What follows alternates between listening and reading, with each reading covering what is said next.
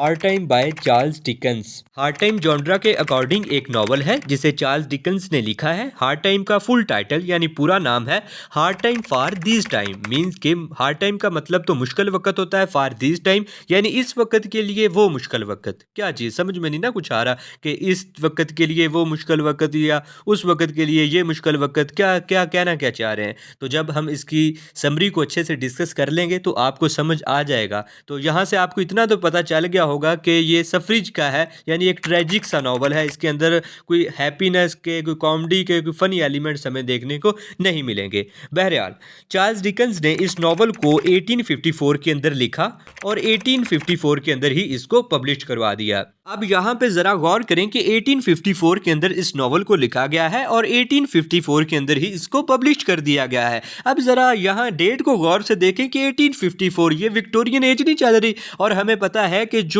Victorian age है इसे history of English literature के अंदर गोल्डन एज कहा जाता है। और यही वो वाहद इतनी लंबी एज है कि जिसके अंदर एक भी जंग नहीं हुई। क्वीन विक्टोरिया ने इसके अंदर पूरे इंग्लैंड के ऊपर हुकूमत की है, यानी कि जब विक्टोरिया ने तख्त को संभाला और जब तक फिर उसकी डेथ नहीं होगी तो उस वक्त तक की जो एज है ना, इसे विक्टोरियन एज कहा जाता है। और इस एज के अंदर ना लिटरेचर के ऊपर बड़ा वर्क हुआ है, क्योंकि जंग जुंग हुई, कोई नहीं लड़ाई होती थी तो लिटरेचर के ऊपर अच्छे से वर्क नहीं हो पाता था। लेकिन विक्टोरियन एज के अंदर तो कोई लड़ाई नहीं हुई, बल्कि लिटरेचर बड़ा फला फूला। लिटरेचर के हर पॉइंट ऑफ व्यू के ऊपर लिखा गया, यानी कि पैसिज्म के ऊपर लिखा गया लिटरेचर, ट्रेजिक लिटरेचर लिखा गया, फनी लिटरेचर लिखा गया, पोइट्री लिखी गई। यानी विक्टोरियन एज के अंदर ना बड़ा काम हुआ है। तो ये जो हम हार्ड टाइम नॉवल पढ़ने जा रहे हैं चार्ल्स डिकन्स का, तो ये भी विक्टोरियन नॉवल है जॉनरा के एतबार से। मीन्स के विक्टोरियन एज के अंदर ही इसको लिखा गया है और हमें पता चल गया है कि इस एज के अंदर हमें हर तरह के एलिमेंट्स देखने को मिलेंगे। यानी इस नॉवल के अंदर आपको इमेजिनेशन, फैक्ट्स, फिगर्स, हर चीज़ देखने को मिलेगी।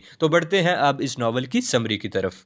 इस नॉवल की शुरुआत कुछ इस तरह से होती है कि मिस्टर थॉमस ड्रैगरेंट जो कि एक क्लासरूम के अंदर बच्चों को पढ़ा रहे होते हैं। अब यहाँ पर ना मिस्टर थॉमस को ज़रा सा समझ ले। अब आपको यहाँ पे ये तो पता चल गया होगा कि ये एक टीचर है। जाहिर सी बात है, क्लास के अंदर खड़े होकर अगर बच्चों को पढ़ा रहे हैं तो टीचर ही हुए ना। तो मिस्टर थॉमस एक टीचर है। लेकिन जब आप नॉवल को पढ़ते हैं ना, उसका टेक्स्ट लेके, तो फिर उसकी जब आप डिटेल के अंदर जाते हैं तो आपको पता चलता है कि मिस्टर थॉमस ना सिर्फ एक टीचर हैं बल्कि इसके साथ साथ ये एक मेंबर ऑफ पार्लियामेंट भी है। यानी जिस तरह से हमारे पास एमपीए, एमएनएस होते हैं ना, member of professional assembly, member of national assembly, तो इसी तरह ये मेंबर ऑफ पार्लियामेंट भी है। तो अब आपने कहना है कि इतना बड़ा मेंबर ऑफ पार्लियामेंट होने के बावजूद भी ये स्कूल के अंदर टीचिंग कर रहा है। तो ये नॉवल है जी, नॉवल के अंदर कुछ भी हो सकता है। हो सकता है कि इसके अलावा भी अगर वो राइटर, लिखने वाला चाहता तो इसे कोई और काम दे देता, हमने वो भी मानना था। तो बहरहाल यहाँ पे आपने ये याद रखना है कि मिस्टर थॉमस जो कि एक टीचर है, साथ साथ मेंबर ऑफ पार्लियामेंट भी हैं। अब मिस्टर थॉमस के एटीट्यूड एंड बिहेवियर के बारे में भी थोड़ा सा जान लें। जो मिस्टर थॉमस है ना, ये कोई नॉर्मल बंदा नहीं है। यानी ये मेंबर ऑफ पार्लियामेंट तो है ही, टीचर भी है, लेकिन अपनी साइकी के एतबार से ये कहता है कि इंसान की जो फीलिंग्स है ना, जो उसके इमोशंस हैं, वो किसी काम के नहीं है, वो तो बेकार हैं। यानी कि खुशी के वक्त खुश होना और गम के वक्त गमगीन हो जाना, या फिर मतलब किसी बात के ऊपर ज़्यादा रिएक्ट करना, ये इसकी डिक्शनरी के अंदर ये तमाम चीज़ें बेकार है। ये कहता है कि दुनिया के अंदर हर चीज़ बेस करती है प्रॉफिट के ऊपर, पैसे के ऊपर। और इसके अलावा फैक्ट्स एंड फिगर नहीं कहते कि ये कैलकुलेटर टाइप सा बंदा है, यानी इसको खुशी गमी से कोई नहीं, और ये बस ना चाहता है कि फैक्ट्स एंड फिगर के ऊपर ही सारा कुछ चले, और ये फैक्ट्स एंड फिगर का यानी बड़ा असूल पसंद बंदा बनता है। तो ये इस तरह से मिस्टर थॉमस की साइकी है। अब मिस्टर थॉमस क्लास के अंदर खड़े हुए बच्चों को भी यही चीज़ पढ़ा रहे होते हैं कि बेटा ज़िंदगी के अंदर फैक्ट्स एंड फिगर ही हर चीज़ है। आपने इमोशनल नहीं होना, किसी के प्यार में नहीं पड़ना लड़कियों, और लड़कों को भी क्या आपने कमाई करनी है, पैसे कमाने हैं, कोई लव के लिए स्पेस नहीं हमारी ज़िंदगी के अंदर।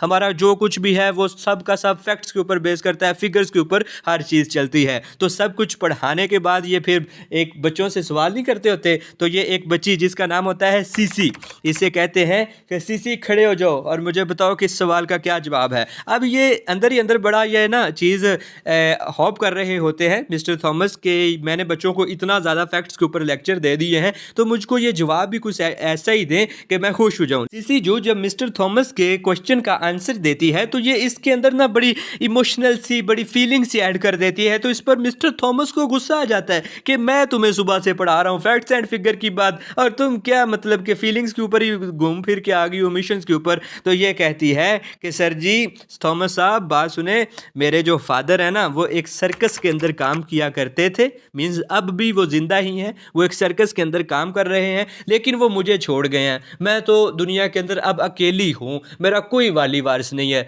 तो बताएं मैं कैसे फैक्ट्स एंड फिगर के ऊपर बिलीव करूँ? क्या मतलब इंसान को रोना भी तो आ जाता है ना कि फादर एक था वो भी छोड़ गया, सर्कस अपनी को चलाता फिर रहा है। तो इस पर मिस्टर थॉमस जो से कहते हैं कि बस इमोशनल नहीं होना, अपने आंसू को ज़ाया नहीं करना, तुम चलो मेरे साथ मेरे घर के अंदर। जो मेरी वाइफ है उसको भी किसी की यानी कि एक मेड की ज़रूरत है जो उसके साथ कोई काम वगैरह करवा दे, यानी तुम घर के अंदर कुछ काम कर लेना, और तुम मेरी स्टूडेंट भी हो तो ठीक है, तुम मेरे साथ मेरे घर के अंदर रह सकती हो। तो ये इस तरह सीसी के दो कैरेक्टर हैं। आपने समझ आ गया होगा कि सीसी एक तो है इमोशनल, यानी एक तरफ मिस्टर थॉमस ने इस नॉवल के अंदर फैक्ट्स एंड फिगर के ऊपर बिलीव करना है, दूसरी तरफ जो सीसी है इसने उसका उल्ट लेके चलना है, यानी इसने फीलिंग्स एंड इमोशन के ऊपर बात करनी है। देन ये इसकी स्टूडेंट भी है और अब इसके घर के अंदर रह रही है, तो इसको इसकी अडॉप्ट डॉटर भी कहा जाता है। कई जगहों पर लिखा हुआ है कि सीसी इसकी अडॉप्ट डॉटर बन गई, लेकिन हकीकत के अंदर जो मिस्टर थॉमस थे वो अपनी वाइफ के घर के कामों में मदद करवाने के लिए मिसिस थॉमस ब्रैगडेंट का ही उन्हें नाम दिया गया है। तो आपने इस चीज़ को लाजमी तौर पर याद रख लेना है। अब ये स्कूल जहाँ पर मिस्टर थॉमस पढ़ा रहे हैं और जहाँ पे ये सारी फैमिली सारे कैरेक्टर्स रह रहे हैं, तो ये कॉकटाउन नाम की जगह है। यानी कि जब भी आपसे पूछा जाए ना कि जो मिस्टर थॉमस या हार्ड टाइम नॉवल है वो किस जगह से रिलेटेड है, किस जगह से शुरू होता है, तो आपने कहना है जी कॉकटाउन नाम की जगह पर। ये नॉवल यहीं से शुरू हुआ है और इसी जगह के ऊपर ही इसने एंड होना है, तो इसको भी ज़रा याद रख लीजिएगा। अब होता यह है कि जिस स्कूल के अंदर मिस्टर थॉमस पढ़ा रहे होते हैं ना, उसी के अंदर इसका एक बेटा और एक बेटी भी पढ़ रहे होते हैं। इसकी बेटी का नाम होता है लूसिया और बेटे का नाम होता है टॉम। इनके अलावा इसके दो बच्चे और भी होते हैं, जेन एंड एडम, यानी ये इसके दो बेटे और भी हैं, लेकिन नॉवल के अंदर इनका कोई खास काम नहीं है, इनका आगे जाके कोई जिक्र नहीं आना। ये मैंने वैसे बता दिया है कि अगर पेपर के अंदर वो पूछ ले कि मिस्टर थॉमस के कितने बच्चे थे, कितने चिल्ड्रन, तो आपने 4 कहना है,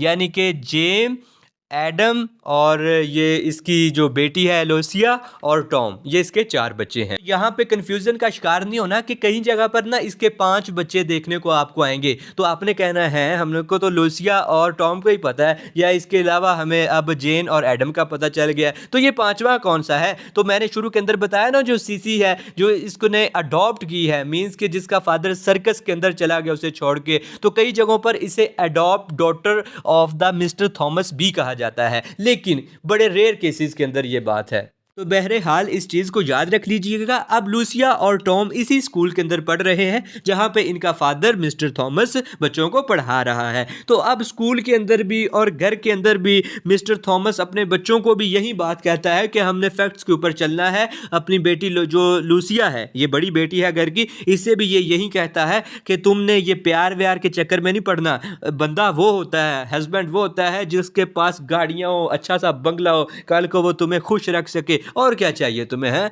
तो ये कहती है हाँ हाँ बात ठीक है। यार शुरू ही से ना ये अपने तमाम बच्चों का माइंड इस तरह का बना देता है कि उनके अंदर जो फीलिंग्स हैं, जो इमोशंस हैं, वो चाह कर भी नहीं आ पाते। ये हर वक्त उन्हें फैक्ट्स एंड फिगर की बातें ही बताता रहता है। इसी तरह वक्त गुजरता जाता है। मिस्टर थॉमस जज करता है कि उसकी बेटी लूशा अब बड़ी हो गई है, यानी नौजवान हो गई है, शादी के काबिल हो गई है। तो ये इसे कहता है कि मैं तुम्हारी शादी किसी ऐसे इंसान के साथ करूंगा जो कि बड़ा अमीर हो, रिच हो, ताकि तुम्हारी ज़िंदगी भी अच्छे से गुजर सके। तो मैंने पहले ही बताया कि शुरू ही से इन्हें फैक्ट्स एंड फिगर के बारे में ही इन्होंने पढ़ाया है, और लूसिया को किसी से लव क्या, किसी के करीब तक नहीं इसने जाने दिया। उसके अंदर फीलिंग्स एंड इमोशंस, लव वाली वो चीज़ आने ही नहीं दी। तो वो कहती है ठीक है अब्बाजी, जैसे आप कहेंगे तो मैं वहाँ पे शादी कर लूँगी। तो अब ये ना वहाँ पर एक बंदा होता है जो कि काफ़ी एज्ड होता है, मीन्स के लूसिया जो होती है वो तो एक लड़की होती है ना, मासूम सी, और वहाँ पर एक बंदा होता है जिसका नाम होता है मिस्टर जोसेफ बॉन्डरबाय। अब ये जो मिस्टर बॉन्डरबाय है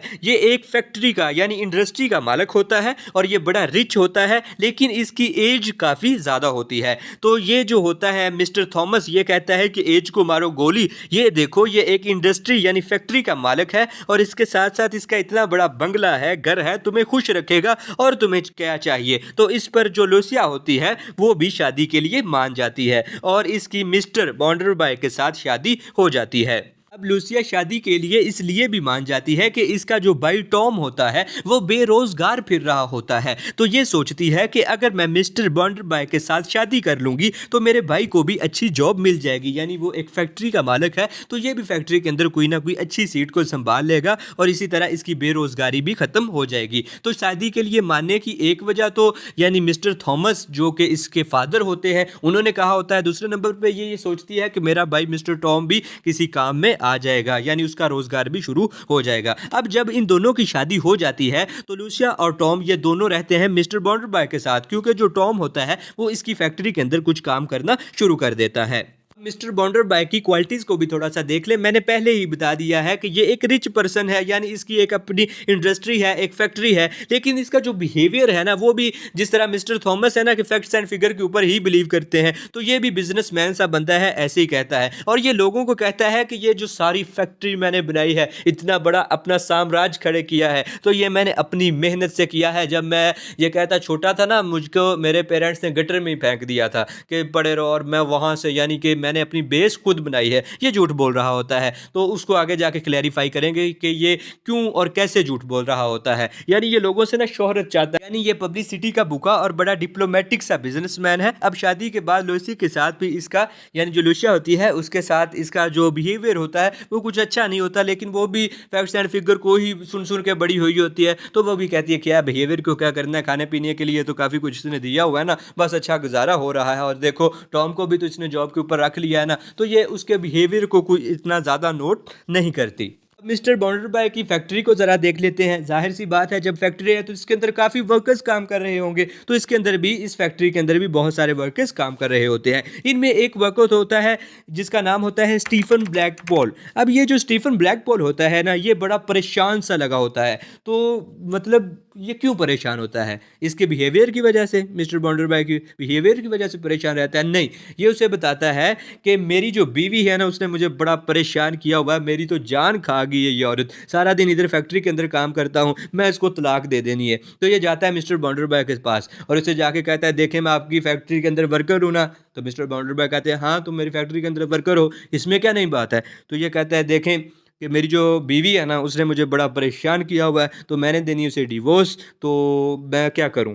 तो मिस्टर बॉन्डरबाई उसे कहता है कि बात ये है कि तुम डिवोर्स दो, उसमें मैं क्या कर सकता हूं, लेकिन डिवोर्स के लिए तुम्हें एक लॉयर करना पड़ेगा, एक वकील, फिर तुम्हें कोर्ट के अंदर जाके जो है सारे एक्सपेंसेस देने पड़ेंगे, यानी कि काफ़ी खर्चा हो जाएगा, लेकिन तुम्हारे पास इतने पैसे हैं। तो ये उसे कहता है कि पैसे तो आप दो ना मुझे, तो आप मेरे बॉस हो। तो मिस्टर बॉन्डरबाई कहता है मैं कहाँ से तुझे पैसे दूँ, मैं तो बस सैलरी जो तुम्हारी लगाई हुई है वही मिलनी है, अब डिवोर्सेस के लिए अभी मैं पैसे देता फिरूँ तो मैंने फिर चला ली है फैक्ट्री। तो इस पर जो स्टीफन होता है ये बड़ा मायूस होकर इसके ऑफिस से निकलता है और जब ये बाहर जा रहा होता है, मीन्स ये कि ऑफिस से बाहर निकलकर जब ये फैक्ट्री से बाहर जा रहा होता है ना, वैसे परेशान हुआ पड़ा होता है, कोई पैसे नहीं दे रहा होता, कोई हेल्प भी नहीं कर रहा होता है, बीवी से जान भी नहीं छूट रही, तो ये एक ना औरत के साथ टकराता है। अब ये वो कौन औरत है जिसके साथ ये टकराया है स्टीफन, तो ये इसको ना मिस्ट्री रखा गया है, यानी इसको एक दफ़ा मास्क यानी बिहाइंड द सीन ही उन्होंने रखा है। तो मैं यहाँ पर आपको थोड़ा सा बता देता हूँ कि जिस औरत के साथ ये स्टीफन टकराया है ना, जो मिस्टर बॉन्डरबाई है ना इस फैक्ट्री का मालिक, ये इसकी माँ है। ये सबको कहता है ना कि ये मैंने खुद बनाया सारा कुछ, वो गलत कहता है, झूठ बोलता है। इसने अपनी माँ को ना बड़ा बेकार सा करके रखा हुआ है, वर्कर टाइप सा, कि ये लोगों के अंदर मतलब कि इसको पहचाना ना जा सके ज़्यादा, तो बस ये भी मेरे पास ही रहे, छोड़ता नहीं उसे। तो बस ये कहता है कि भाई ना पब्लिसिटी मुझे काफ़ी मिले, तो ये अपनी माँ की सारी जो इसकी जायदाद, ये फैक्ट्री, सब कुछ इसकी माँ का होता है, लेकिन ये लोगों के सामने खुद को कहता है कि मेरी तो ना कोई माँ है ना कोई बाप है।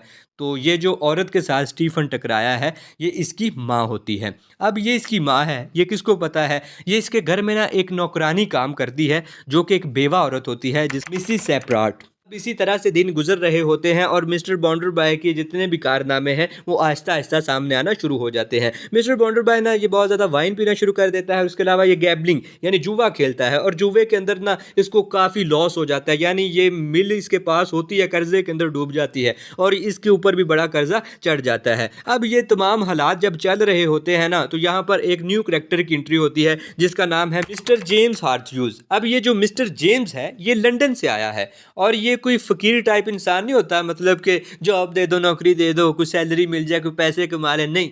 यानी जो बंदा लंदन से आ रहा है वो जाहिर सी बात है काफ़ी अमीर तरीन होगा ना। तो ये लंदन से आया है और यहाँ पे ये जॉब इसलिए तलाश कर रहा है ताकि कुछ इंजॉयमेंट हो सके, थोड़ा सा बिजी रह सकूँ, कुछ नई चीज़ें सीखने को मिल जाएँ।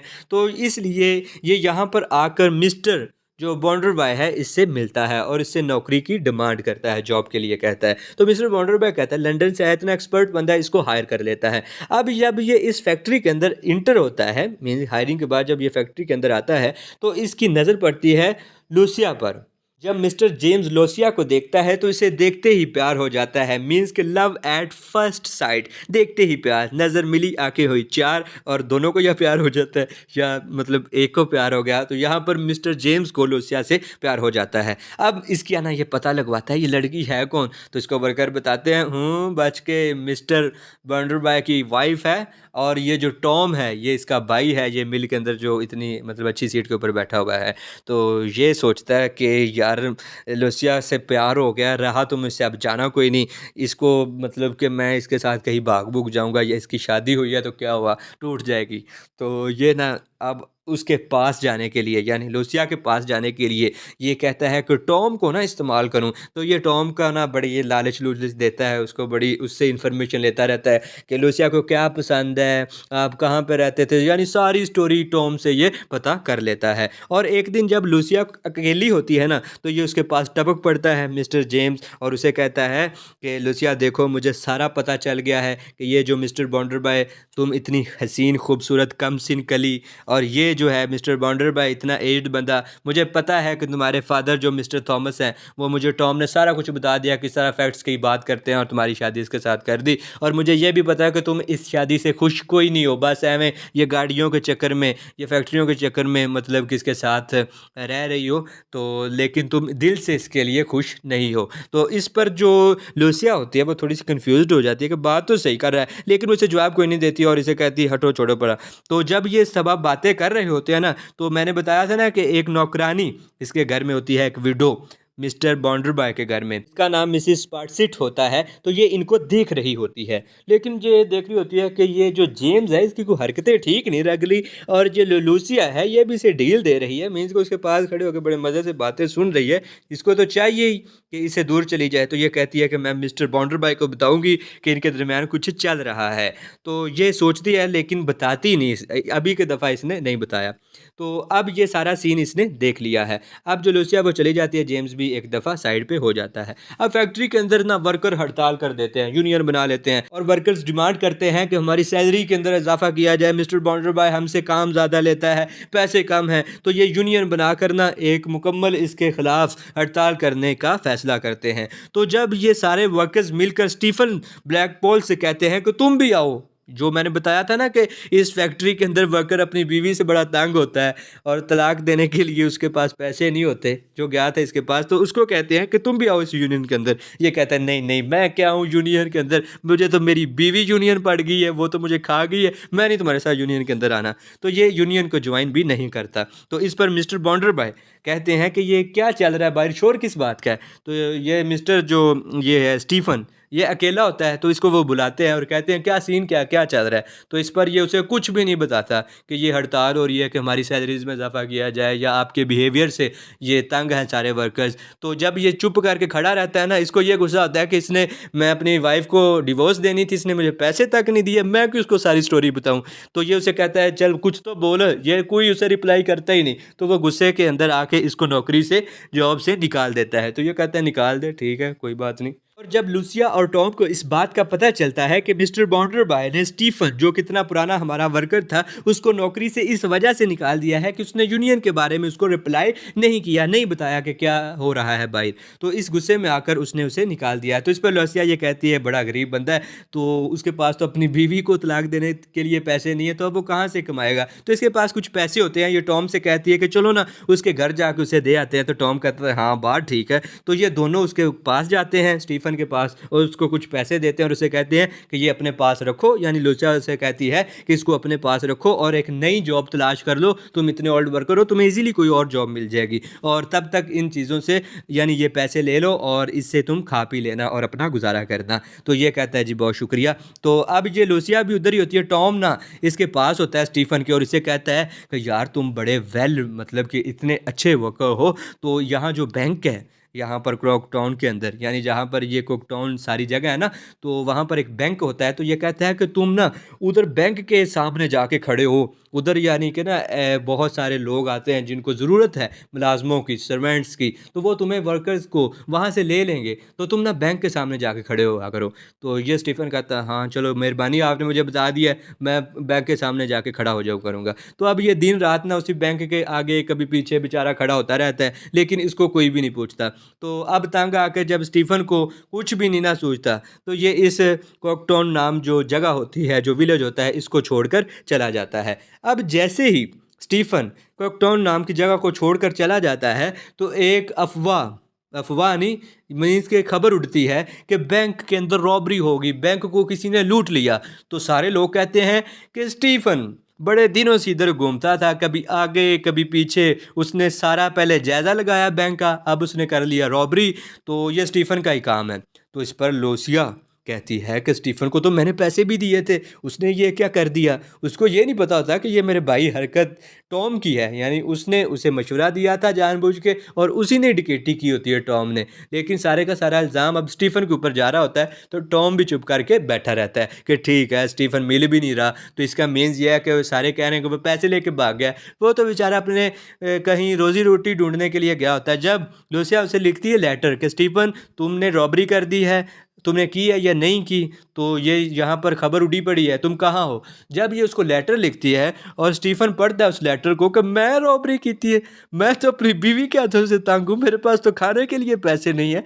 तो ये आता है आते उसे ये रिप्लाई करता है कि मैं आ रहा हूँ, मैं आके बताता हूँ कौन सी रॉबरी की है मेरे पास, मैं तो आगे बड़ा गरीब बंदा हूँ, इतने इल्ज़ाम लगाई जा रहे हैं मुझ पे। तो ये वहाँ से ना वापस आता है कि मैं बताता हूँ आके सबको कौन सी रॉबरी की है मैंने। तो जब ये आ रहा होता है ना, तो बेचारे के साथ अनफॉर्चुनेटली एक गड्ढा होता है जिसके अंदर ये गिर जाता है और बहुत ज़्यादा ज़ख्मी हो जाता है। तो जिस पर जो सीसी जो इनके घर के अंदर रह रही होती है ना, मिस्टर थॉमस के इनकी अडॉप्ट डॉटर जिसे कहा जाता है, वो और लूसिया ये इसके पास जाती हैं, गड्ढे से इसे निकालती हैं, और ये काफ़ी ज़ख्मी होता है। तो ये ज़ख्मी हालत के अंदर ये बताता है कि तुम्हारे भाई टॉम ने मुझे कहा था उस बैंक के आगे पीछे घूमना, तुम्हें कोई ना कोई काम मिल जाएगा। अच्छा काम मुझे मिला, मैं चोर भी बन गया, मेरे पास पैसे भी कोई नहीं, और मेरी बीवी ने भी मुझे परेशान किया हुआ है।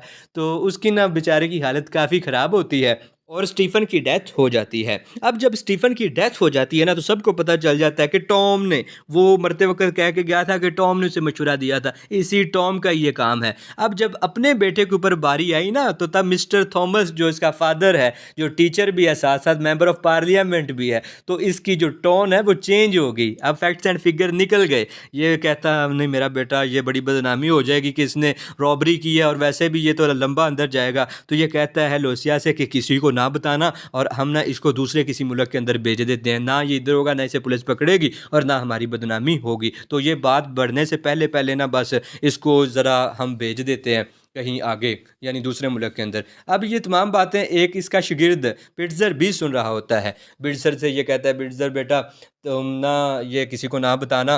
तो बिट्ज़र कहता है कि सर जी आप तो फैक्ट्स एंड फिगर की बातें करते हैं कि फैक्ट्स एंड फिगर के ऊपर रहना चाहिए, तो मैं अब क्या मीन्स के ये करूं। तो ये कहता है छोड़ छोड़ फैक्ट्स फिगर यार बेटा मेरा। तो इस पर जो बिट्ज़र है ये चुप हो जाता है। तो यहाँ पर ये थीम को जब क्रिटिकली डिस्कस करेंगे ना, तो तब इस चीज़ का काम आएगा कि किस तरह से इसने फैक्ट्स एंड फिगर से अपने जब बेटे की बारी आई तो दूरी अख्तियार की। तो बहरहाल ये उस वक्त देखेंगे। आप सिर्फ यही समझे कि इसको एक आउटडोर कंट्री के अंदर, यानी दूसरे मुल्क के अंदर इसको भेज देते हैं, ये जैसे तैसे करके।